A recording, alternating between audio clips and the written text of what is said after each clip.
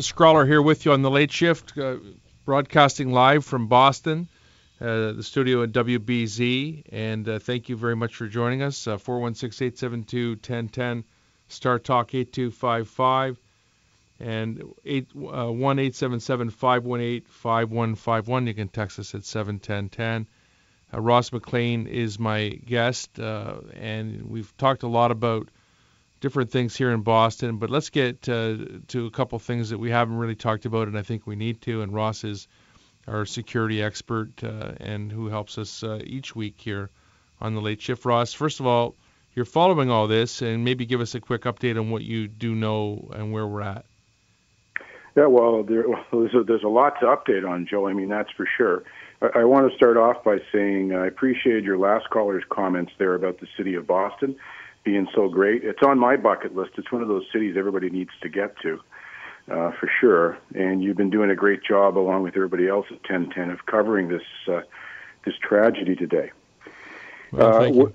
Where we're at, the first 48 hours are the most important in issues like this, Joe. It's where you're going to get the majority of all of your evidence, the majority of your witness statements, and it's when the trail is the hottest for catching somebody. So we've had a lot of developments this evening in that area.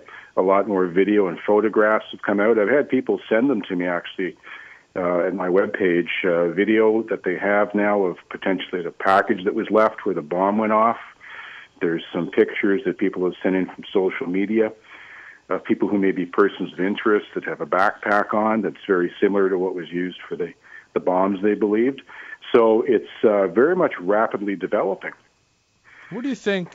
You heard the news conference at 5 o'clock. They talked about a long haul.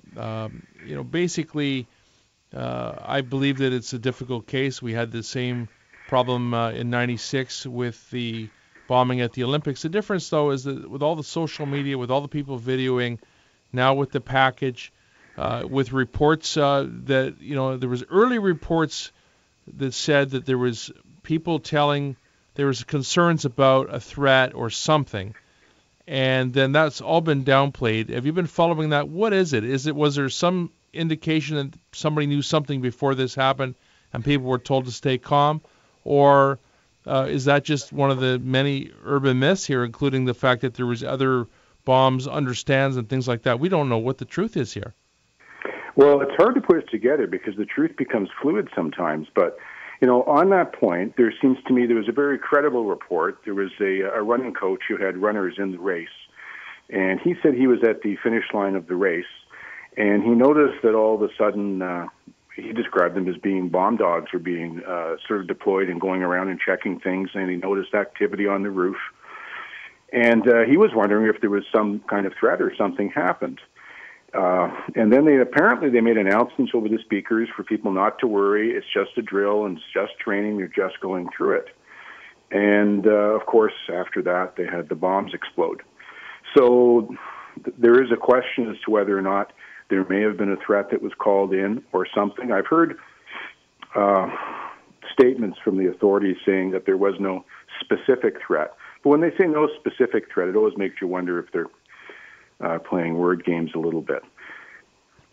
Well, Ross McLean is my guest. It's very interesting. I don't know if we'll ever get to the bottom of that, but it may be important to do that. Obviously the police are in a very precarious position. If they do get a threat that's innocuous, you've got hundreds of thousands of people in one area. You don't want to ruin the race. I mean, that's part of the terror. What are they supposed to do? I mean, what could they do if they don't have a credible threat? Well, this is sort of the issue for it when it comes into whether it's police doing the work and the overall planning or it's Homeland Security. You need someone who's an expert in doing, if you will, counterterrorism tactics. Very short story. I used to teach that. I used to do that. I've protected very wealthy people, celebrities, and people under big threats. And I've trained people how to go in and clear areas and secure areas. So one of the things that they would have done, and they should have done, is done a great threat assessment and a risk assessment long before this race ever took place. Now, one of the things you look for there, Joe, one of the things I always looked to was who is my likely enemy and who's the threat. a lot of the times in North America, the threats are more economic and they're extortion based. It may be the mob or the IRA or the bikers or some such thing. But of course, for the U.S., they have to worry about political threats, religious sort of jihad threats. So they have to look at all those, and they have to lay out a game plan to mitigate those when it happens. It's still a soft target, and no matter which way you cut it. But I wonder about the finish line area. It didn't seem to be credentialed. It didn't seem to be, it almost seemed like it was, I don't know, that's the one missing link in all this, and the loose end perhaps. Yeah, well, one of the things you would certainly consider is I don't care who your threat was from. The finish line would certainly be a place where something would be likely to happen. So there's things you can do there, as you said. You can make credentials in order to get into the area. You can control access into the area. You can also make it narrow at certain points and have bomb dogs and sniffer dogs there. They don't want to ruin the race. Like the whole point of this race is the fact that, the Red Sox and the Patriots and the Bruins and the Celtics, they're expensive tickets for people. But this is a blue-collar, every man, every woman, children, families to come and see the top runners in the world and their friends in the greatest race in the world for free. And it is exciting that you can go down there and have some excitement. And people did that, and they died. And so, I understand why they don't want to have it accredited. I'm sick of everything being accredited. I love the fact that regular people can come down and see these top runners from around the world break records and win this race. And now, once again, that's going to be ruined, isn't it? Well, that's where it gets back into the preparation part, though, from my point of view. The way that I always did it, if I laid something out, I laid it out so it wouldn't ruin the event. Too often now we see these things where you just have to line up, get searched like they do at the airport, and it's more theater than it is effective, and it sort of ruins it for everybody. So there's a way to do it. On the theater question, is that what this was today with the military presence? Well, it's the response, The thing is this, what I learned early on in the game of protecting very dangerous people, Joe, was I learned that they work very hard to take out the bodyguard of the person that you're guarding, and then they go after that person. So I learned how to be very careful about how I went about my work and preventing anything from happening. So what the police end up doing, and you see with the military, is once they've failed on their preparation, something has happened, you go into the response mode and the reaction mode, and full credit to them for responding very well to it, from the first responders to the police to the National Guard. But having said that, and I understand what you're saying, but it's really difficult. It's easy to say that somebody walks with a couple of bags, drops them, walks away, and makes a phone call, and all of that. It could happen. It is a soft target no matter what. It's not the police's fault. And I'm not saying you're saying it is their fault, but the point is I'm hearing a lot of that around here too. When they can't control the who goes into this area. It is not a ticketed area, so the police are kind of stuck. Yeah, that's where I'm certainly not blaming the police. What I'm saying is it's two different skills between doing counterterrorism work and doing police work. I know, because as you know, I've done them both. I've been a police officer, and I've been a private security expert for doing it. And it's really two different sets of skills.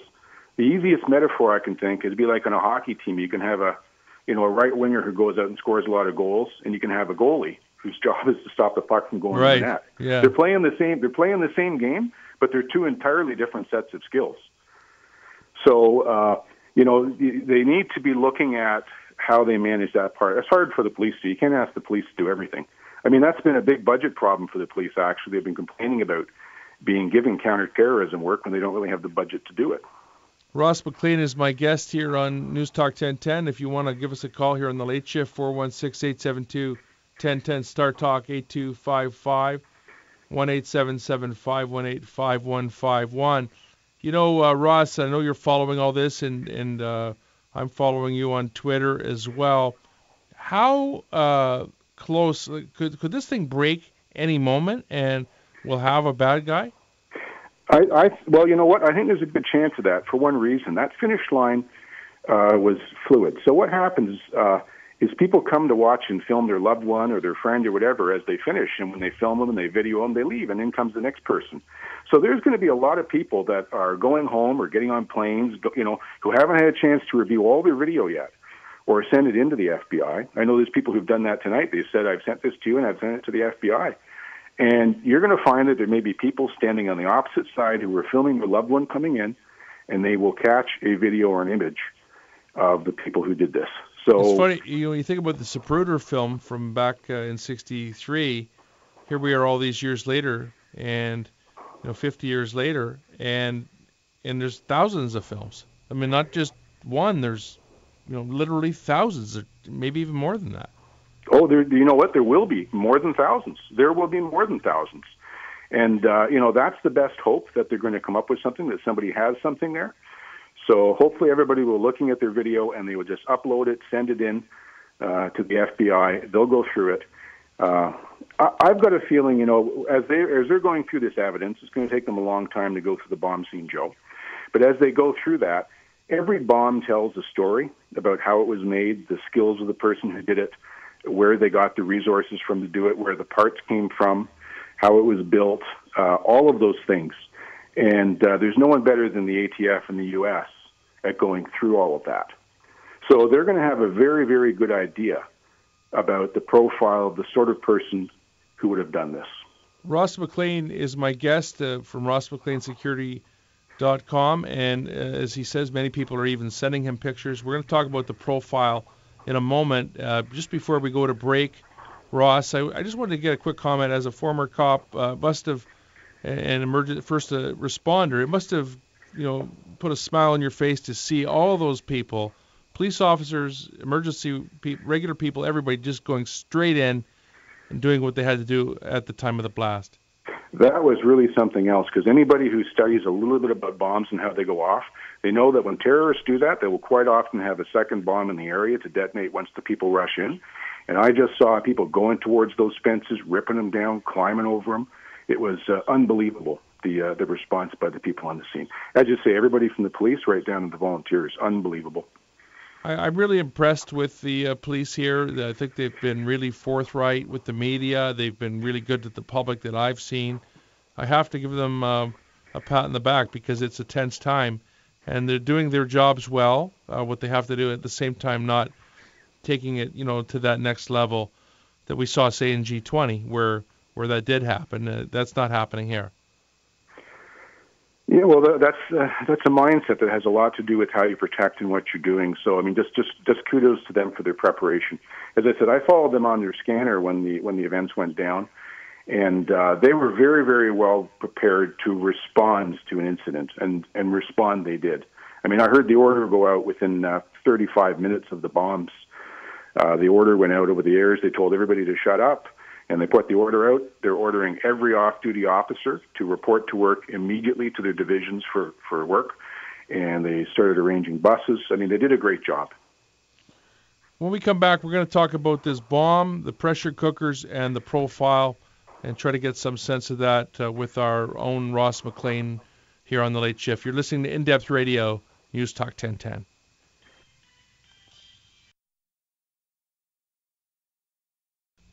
Welcome back to The Late Shift. Scrawler broadcasting live from Boston, Massachusetts, and it's a very tragic story, as we all know, and thank you very much for joining us here tonight. And thanks again to NewsTalk 1010 for arranging for this studio. Ross McLean has stayed with us. We've got a couple more minutes, Ross. First, tell me about what these bombs were all about. Yeah, as I said before, bombs tell a real story, and you can almost have a PhD in bombs for studying them. As you know, when it comes to planes, they had issues with the TSA, the security people, not being able to recognize bombs sometimes on the X-ray machines. That's because bombs come in all sorts of shapes and forms. Everything from plastic explosives that can be molded to liquid bombs to dynamite. So what's happened here is it appears what the police have been able to say. We've got a low-tech bomb, basically, the sort of thing one could learn about on the Internet, a MacGyver sort of bomb, if you will, that somebody built using what they called low explosives, meaning it wasn't high explosives are ones where the blast exceeds the sound barrier, and so it can rupture eardrums and do all sorts of things if it happens. This one was built specifically with the intention of injuring and maiming people, because where it was set, they used an aluminum casing, supposedly There's reports that it was loaded with BBs, perhaps nails, and some other things. So it would go off just like shrapnel, and it would cause massive maiming injuries. And, that's what we saw from this particular bomb. I don't think I'm not convinced that parcel or bag or whatever that they're now showing is it, because when you see it go off, I mean, it could be directional, but it seems that all the actual shrapnel was on the other side of that fence where the fans were, and the runners didn't seem to be hit with that. They got the blast side of it.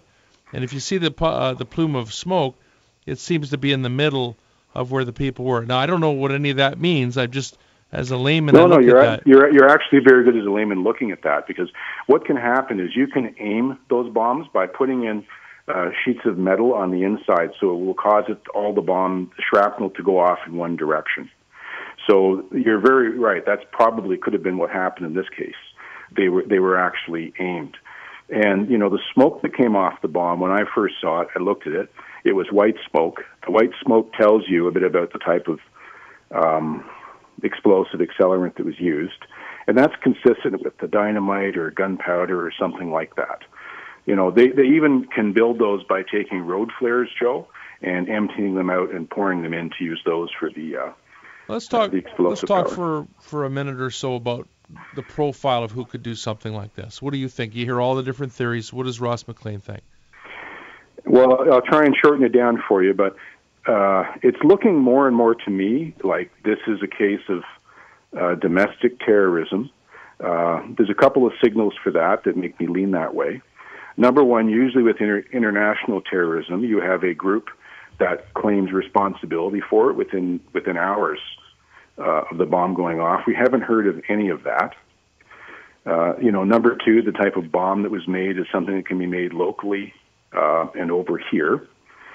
And typically, now that we're down to just 2 bombs and not the 5 or 7 we thought about, it could have been done by one person, maybe 2, but it's capable of one person to be able to do that. And typically what we've seen is the angry white man who's sort of disassociated. We've seen this all over, from Breivik in Norway that you went to the Unabomber, to the kids that do the shooting up. They're sort of disaffected, and they're looking for... Christopher Dorner, I mean, it's not a white man, but it's the average person, the angry average person that worked in, something. Yeah, and Dorner, of course, he put out his manifesto in advance of doing stuff. A lot of the times we don't hear these manifestos till later. I mean, it's quite possible this could have just been... Well, the case of Gill in the Dawson shooting, he was online. I mean, it's an interesting theory, the lone wolf, if you will. It's a possibility, like I said, based on the number of bombs. It could also have been maybe 2 people in cahoots. But, the thing about this particular bombing, Joe, is, once again, as a profiler, I always look at the motivation. What's the motivation to maim and wound innocent people, women, children, and that sort of deal? What's the motivation for that? So that's what you have to look at. It doesn't seem to be... If it was political, we probably would have heard something by now. Could be Al-Qaeda, because it still could be Al-Qaeda, because they've been trying to recruit people, and to do this thing that are not the typical stereotypical people that would normally be associated with Al-Qaeda. So, I mean, I don't know, but I hear what you're saying. It definitely looks more like the other way, like the Oklahoma City bombing thing. But, maybe it's somebody very smart. They've got away with it so far. Well, you know what? To your point, when I first started doing a lot of counterterrorism work, as I said, a lot of it was basically economic. But what we're seeing now is we're seeing the terrorism coming home to roost. Certainly in Canada, we've seen it with homegrown terrorists. The U.S. is starting to see it now. And you're going to see motivations that are totally different, that just have to do with some kind of wild ideology or thinking. And you can have people duped into doing things. So, we'll have to see what it is. Thank you, Ross McLean, for your time tonight. And we'll stay on top of this as well, and we'll talk next week about it. Great, Joe. Thanks very much. Thank you very much, everybody, for joining us, and Justin and Mike Ben-Dixon for arranging the studio, and Russ Courtney and Chris Doucette for joining us. Michelle Rose is coming up with the news, and again, folks, it's a sad situation down here, but the people of Boston have been very strong, and hopefully they'll get these killers. Thank you, Ross McLean, as well, for your usual very intelligent and learned. He brings a lot to the show, so I appreciate it.